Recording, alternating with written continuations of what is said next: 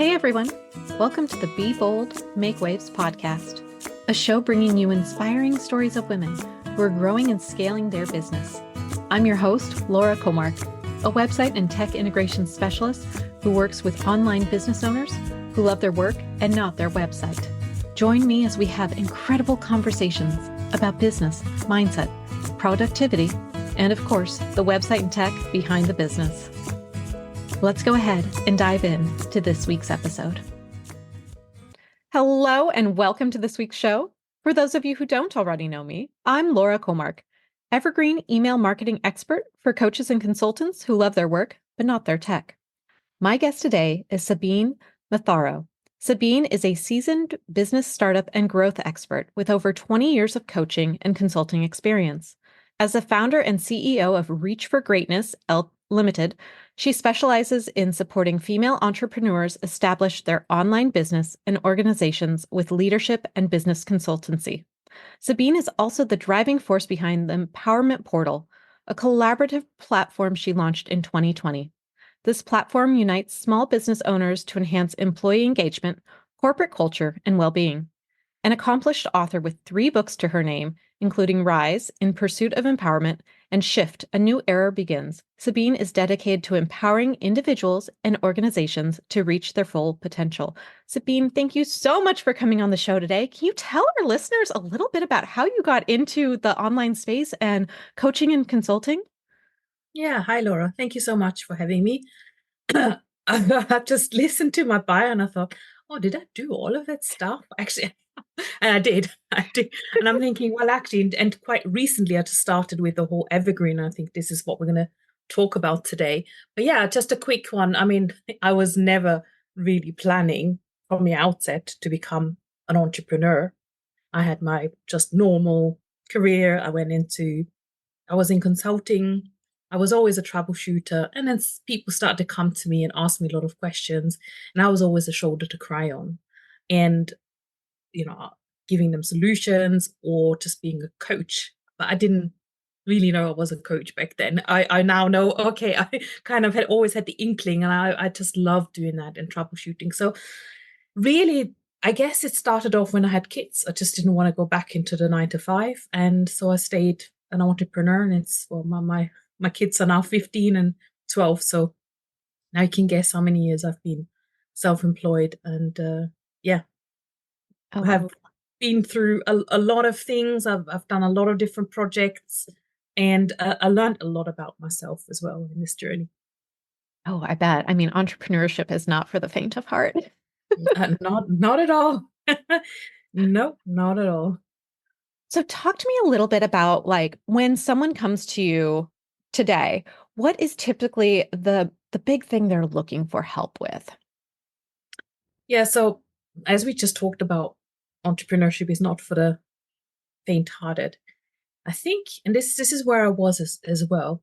I think what we all do is we go off and we just think of something that we can sell or something that we've mastered and we know we can help others with as well, right? So most of the time people start like that. And then they realize, or even worse, they create an online course.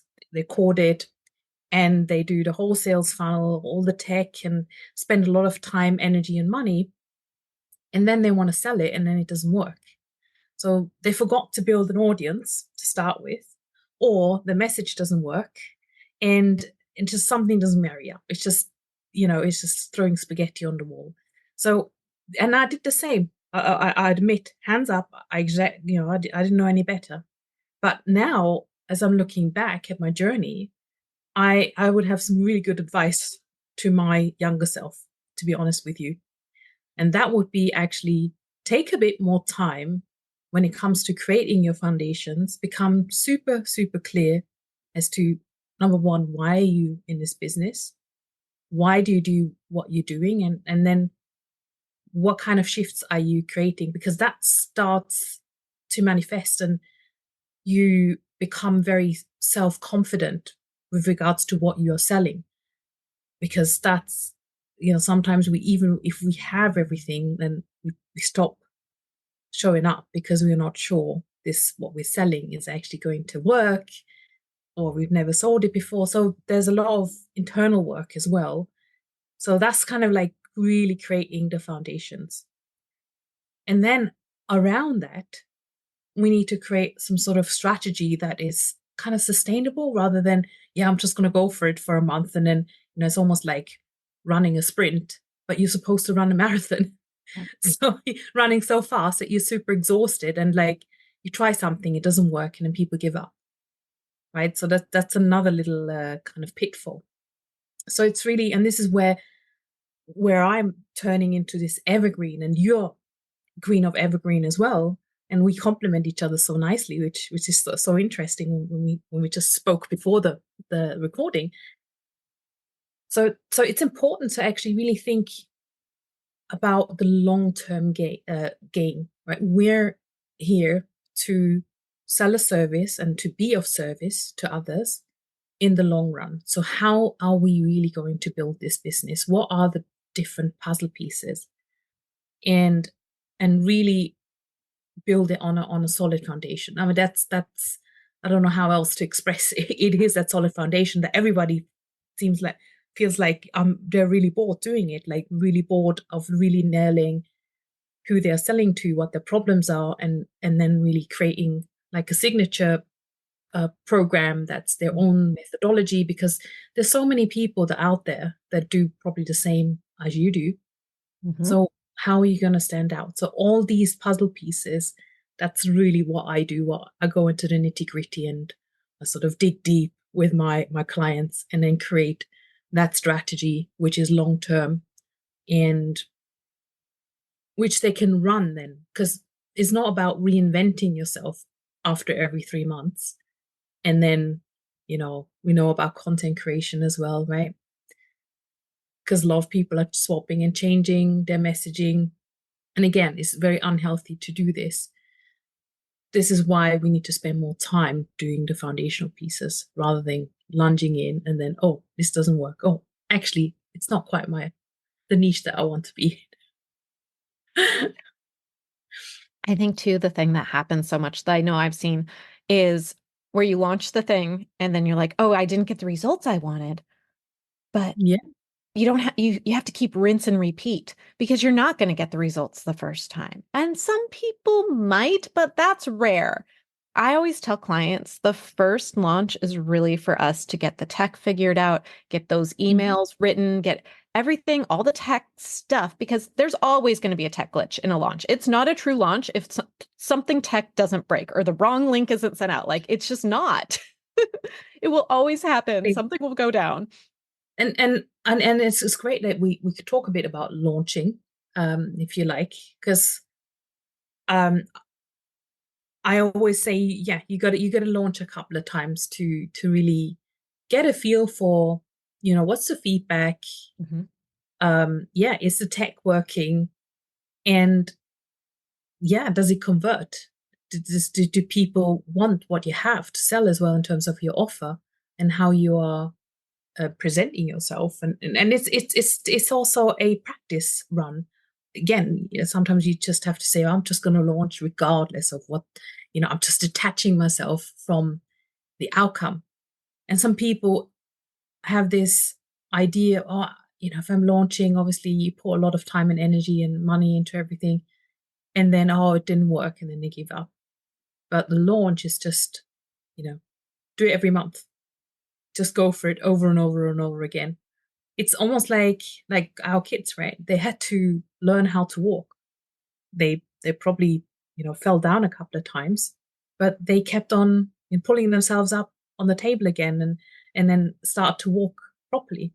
That's how we need to see our business. And this is, I guess, where a lot of people really get hung up on. They just don't, they just give up, or they just sort of fall into this depression stage where, oh, I'm a failure, it didn't work. Rather than just looking at what could I optimize, let me change this little thing, or get some feedback from the people who were at the launch or people who are in my field. So it's always about engaging the field and getting feedback.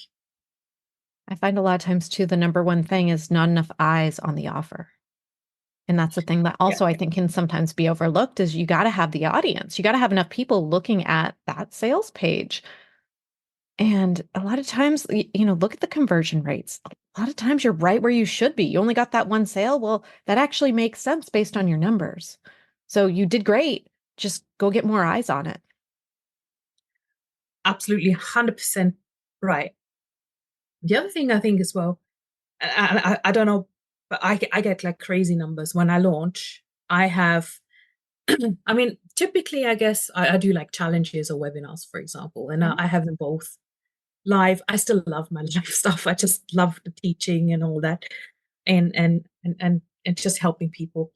But I also have my evergreen running in between the launches. So what and funny enough with the evergreen, because a lot of people say, oh, evergreen, it's pre-recorded, the conversions are going to be very low and the shop rate is very low. But the way I've put it in place, I have 63% of people who register for the webinar showing up kind of live, going into the live environment.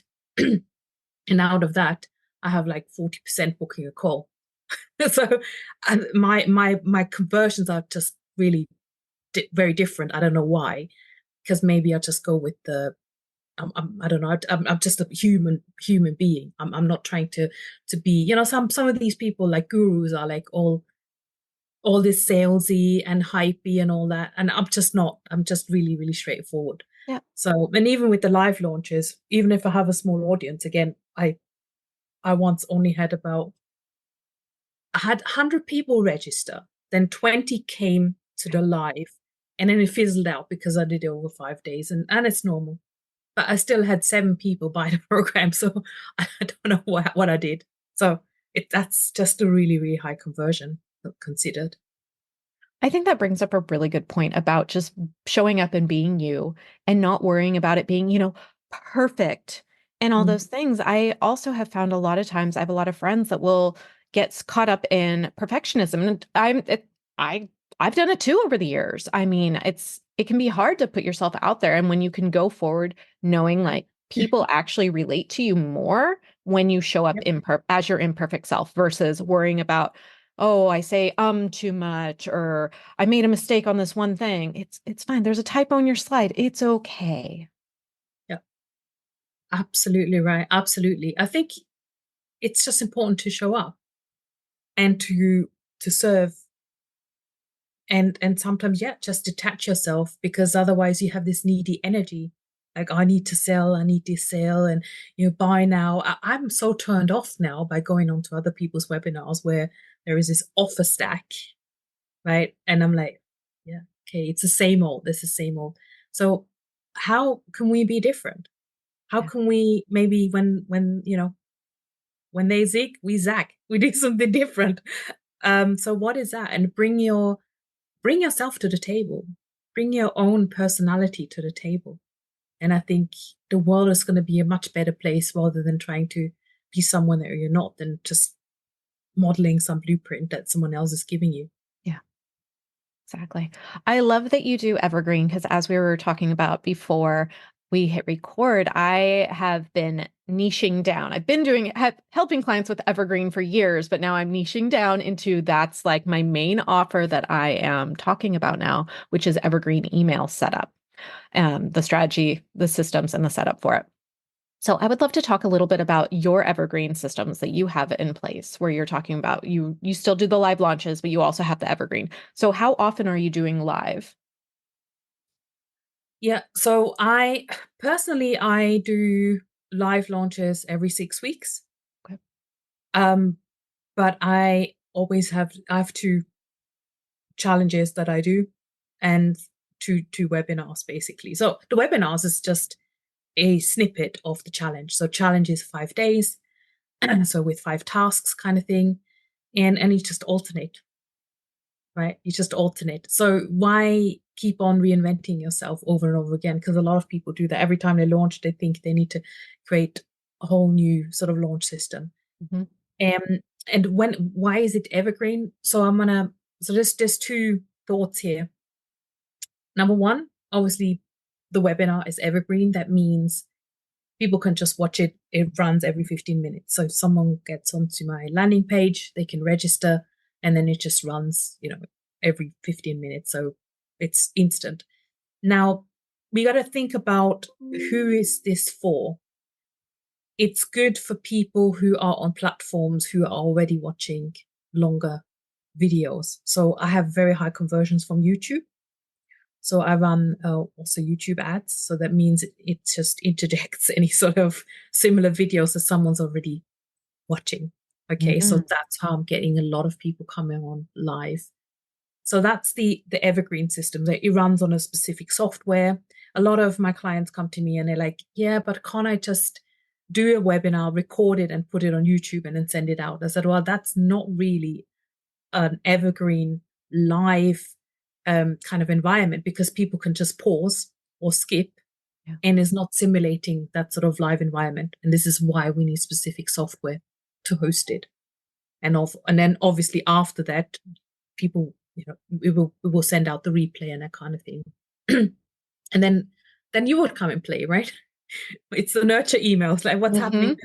after that, right?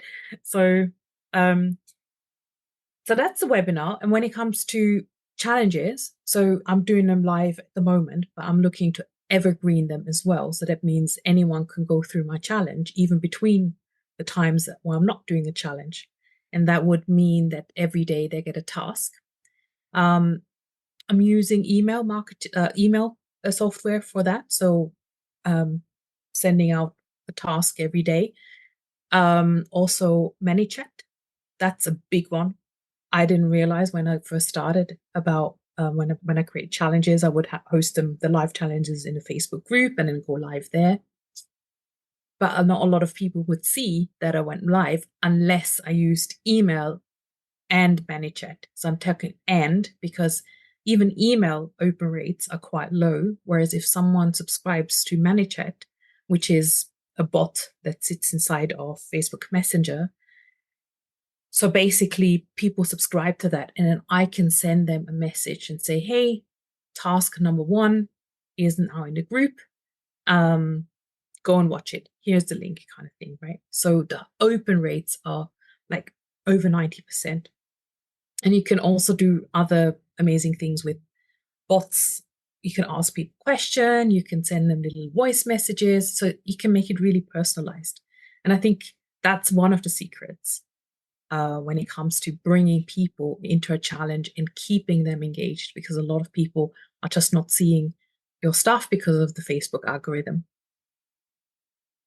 I have always wondered how people send those messages on Facebook. I know, I'm very familiar with how ManyChat runs on Instagram. Mhm. I didn't realize that was the bot that was being used for the Facebook with the challenges when they send it. I'm like, this is cool. So thank you for that. I need to, ManyChat's one of those tech pieces that's on my list of I need to explore this more, because that's definitely something Mm. that I've been when Yeah, the I time mean, is right and I have the time and capacity and the bandwidth, that's definitely like high up on the list for me to implement in my y- business. yeah, and I think it's a good one to have, especially with live launching, because I did those like even I guess even for webinars it might work. If people come from Facebook when they register on the thank you page, it would say, get the webinar link or go to the Facebook group. And then what happens is they actually sign up to the bot. There's a Mhm. button that you sign up to the bot, and then it sends a message with the link to the next step, basically. Because I actually tested it and I had a really horrendous time when I didn't use it, because there was a time when Facebook really restricted those third party apps. I mean, they're always doing it now again, with Zoom and stuff like that. Um, but yeah, there's certain ways to set it up, and when clients come to my program, they will actually get the whole setup as part and parcel, because there's a whole messenger flow behind all this, and there's training around. But basically, it's just copy and paste um into their account, and then they're pretty much there. They just need to amend it Mhm. to their own bits and pieces. So after you do either your webinar or your live challenges, what is the container that you are selling people into? Is it a group coaching program? Is it one-on-one coaching? What's typically that container? Yeah, so I have two levels. I'm keeping really simple in my business because my tagline is simplify, systematize, and scale. Those I are the love three that. things we do.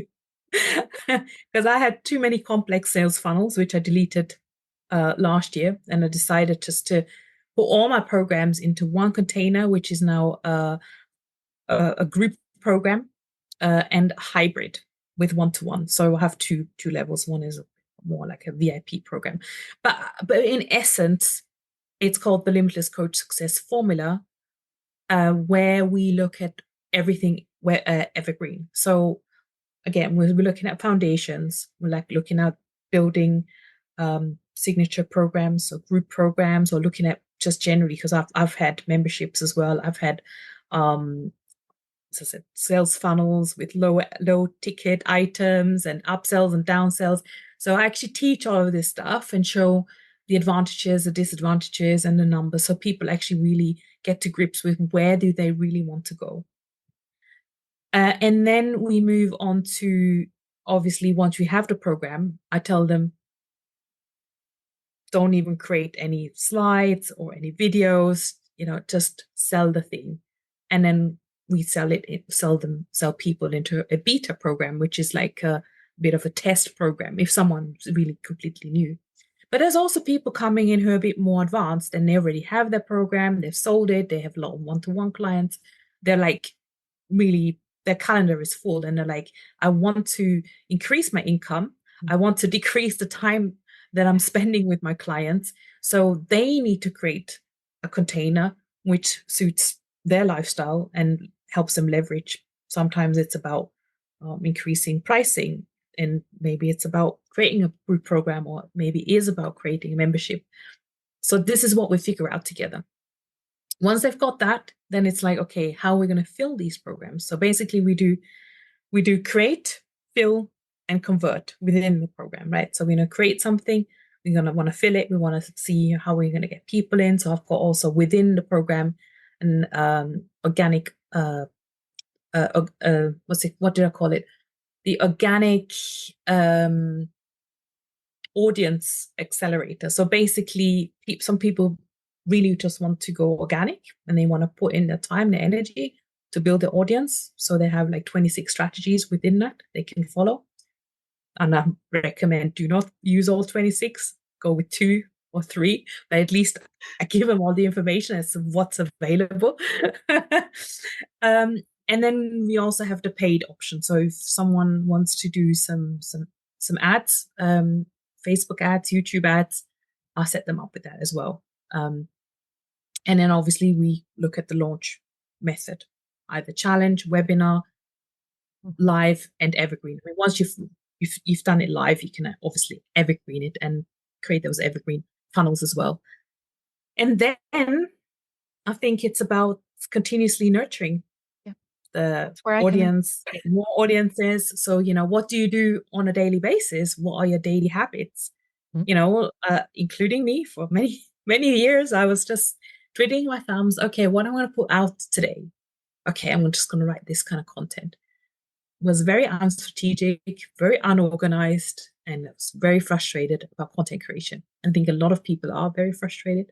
So how about creating something that's evergreen in terms of creating content, reutilizing that content, and making it so strategic that you're very focused on what you put out there and very clear on your message, rather than just putting anything out there and then you hear crickets.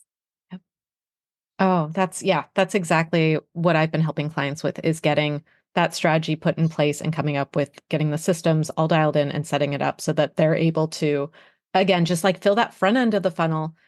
And that's what they can focus on, is going out there, being visible, speaking on podcasts, speaking at summits, just building their list and getting visibility so that, and then they know once people get on their list, they're going to be nurtured.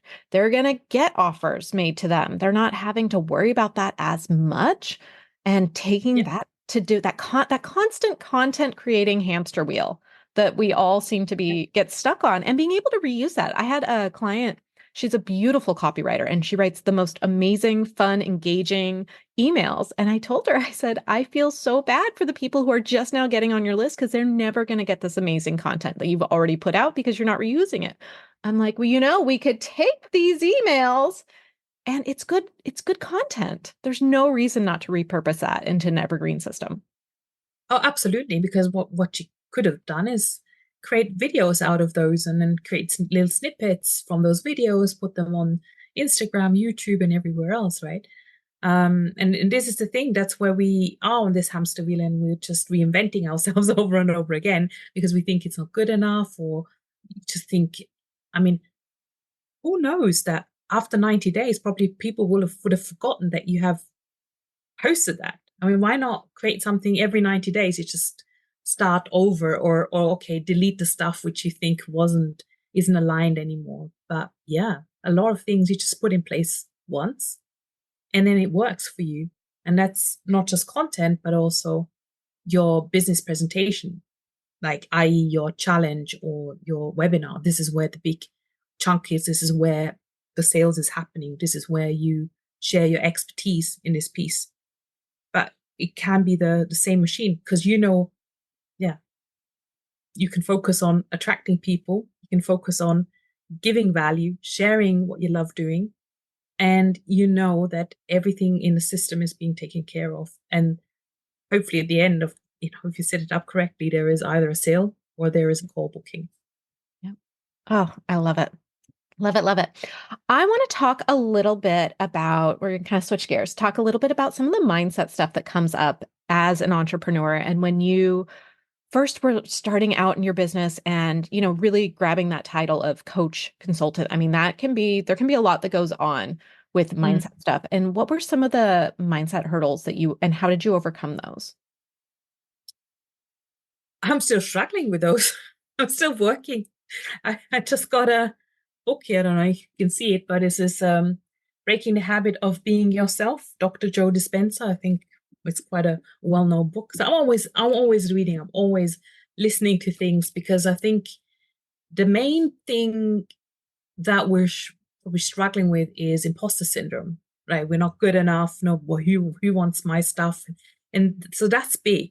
And guess we also get distracted by social media when we go online and we see someone else posting and maybe they have this wonderful video and it's all edited but we don't know who they've got in the background. Like, they may have been at it for 10 years and they're already 6 7 figure business owners who have a huge team, and maybe they already have a huge sort of overhead in the background as well. So don't be fooled and don't compare yourself to people who are already 10 steps ahead of you. I think so. I have to remind myself over and over again. I think it's beautiful just to stay in your lane, carve out your own path, and just stick with that and focus on it. Otherwise, you're just going to be distracted and you may even fall off the path and not find back again. And it happened to me as well when all of a sudden, oh, this stuff is not good enough. I got to go back and rehash everything and redo my landing pages and redo my photographs because it's not good enough, and or redo the branding. I've been there many, many, many times.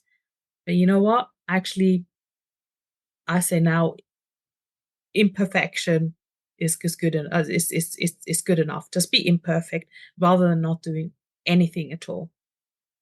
I love that. You've mentioned a couple times that you very much simplified your business. You had all the complicated funnels, you kind of burned them Mhm. down and got rid of them, and now it's all about simplicity, which I love. That's one of my core values. How was there something that happened that kind of was, I don't know, maybe the straw that broke the camel's back on the complexity, and you were like, I'm done Mhm. with this. Let's go back to square one and start simple. Yeah, it was like that. I mean, I was opening my account, and all of a sudden I just couldn't even track anymore what was happening and where the optimization opportunities were, because I had so many different funnels, so many different email sequences and automations and tags and this, that, and the other. And I was like, do I need all this stuff? Do I really need all this stuff? Because I tell you, most of the sales usually come from 80% of the sales are coming from 20% of the programs, right? Usually that's the 80/20 rule. And so I stripped everything out. I thought, well, why can't I move all the small bits into my big program? And then it's so much easier to talk to this one avatar, this one person, Mhm. rather than trying to sell all these other things as well. So we'll just create this one house, big house with lots of different rooms, rather than renting out different rooms separately, right? Yeah, I mean it was literally that, and I was like, okay, I'm just gonna delete it. And also I've changed. My energy has up leveled as well. I was doing a lot of internal work, mindset work, and you know, yeah, up leveling my own self belief and the way I wanted to show up for my clients. I've obviously improved also my delivery. So all the old stuff that I had there, I was like, no, that's not good. Let me upgrade all of that. So, but it's all good. And you know what? I haven't even put the pieces together properly. I've literally just created one funnel, just after one funnel. That's it at the moment. When I need something else, I just create a a cart page, Mhm. just a checkout page, and then I just send it to them. And a Google Doc, right? Why not using Google Doc? Why creating all these sales funnels if you haven't got a proven Yeah. um concept? So yeah, Canva. That's another tool I'm using. I love Canva. I absolutely love Canva. Did you know you can create a website with Canva? The empowerment portal, the one that it's my second part of the business, which is more corporate training. Actually, I created in Canva because I just couldn't be bothered to put it on a website because I wanted to have certain visual elements that I just can't program in, properly. Right now, it's fine and it's working. Of course, in future, I'll put it up there properly, but right now, it's all fine. It's working. The important Yeah, thing is getting it out there. yeah. And I needed to turn this around quickly because I was moving everything from the old software.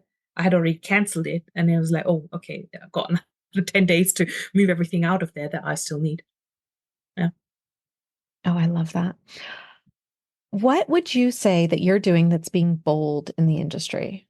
How are you doing things a little different than some of the other coaches?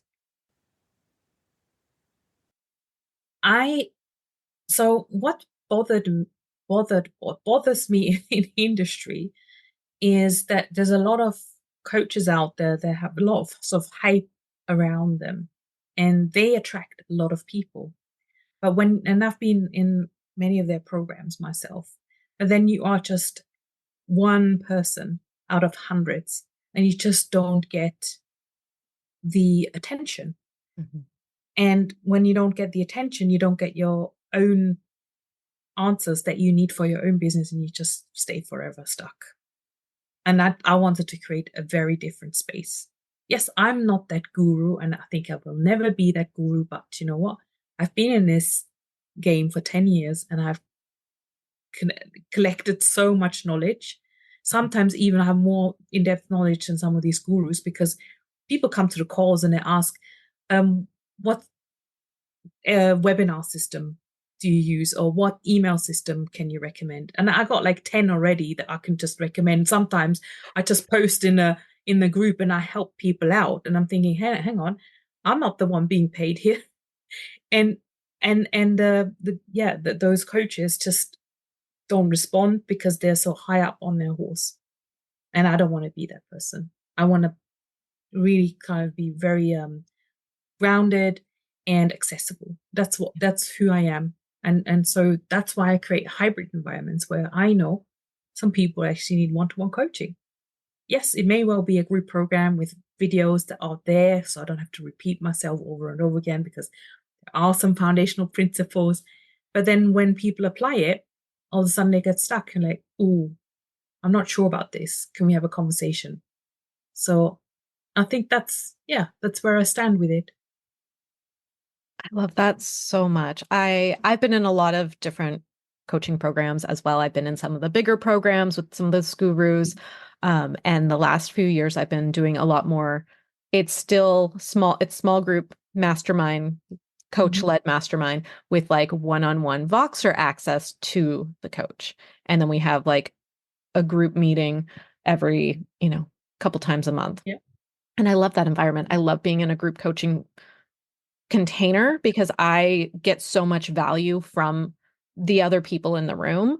I create good friendships from that. And just hearing the coaching they get a lot of times will spark ideas for me.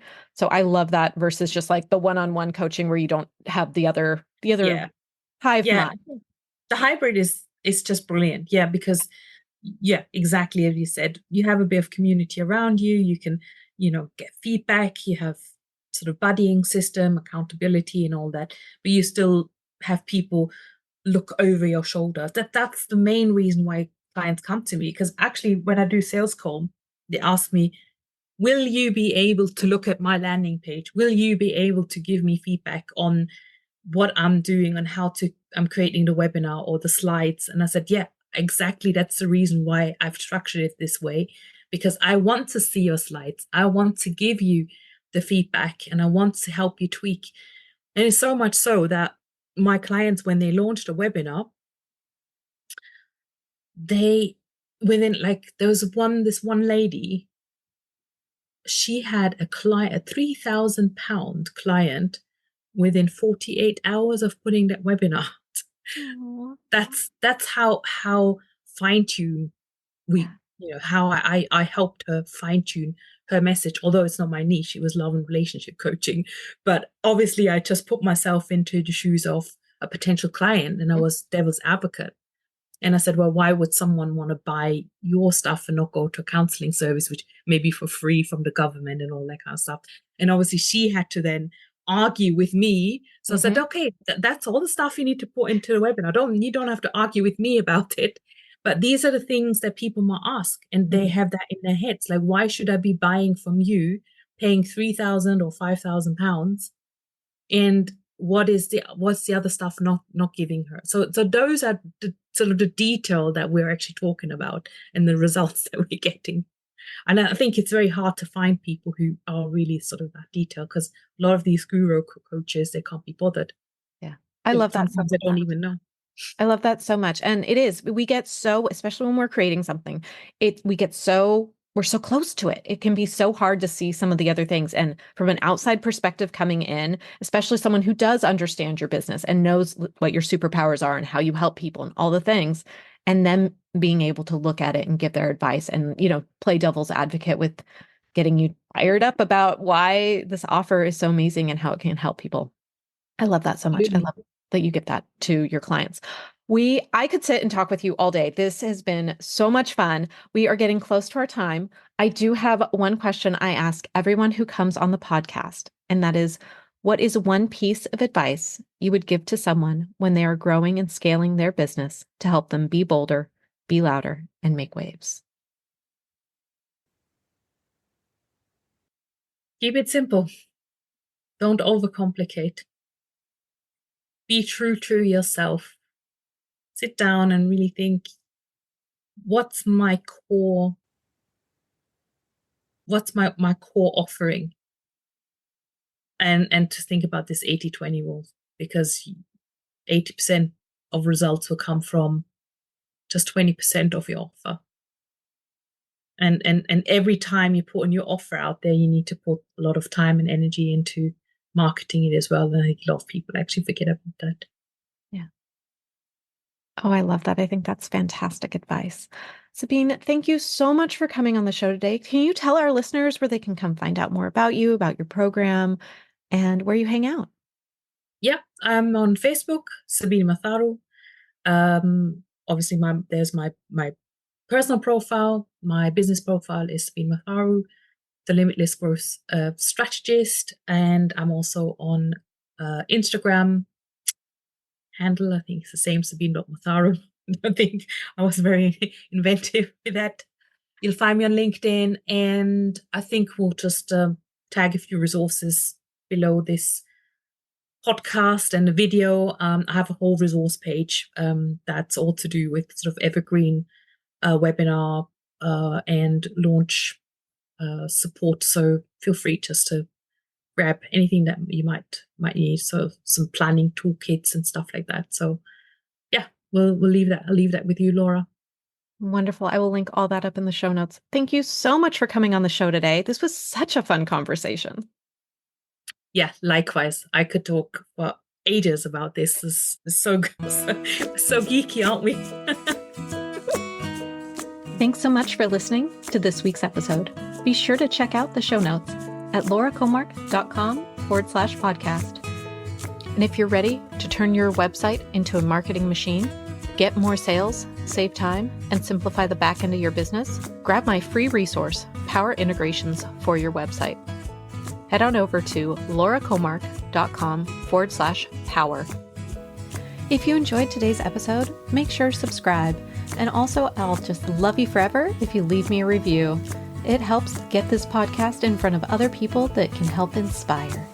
Thanks so much for listening. I'll see you next week. Bye now.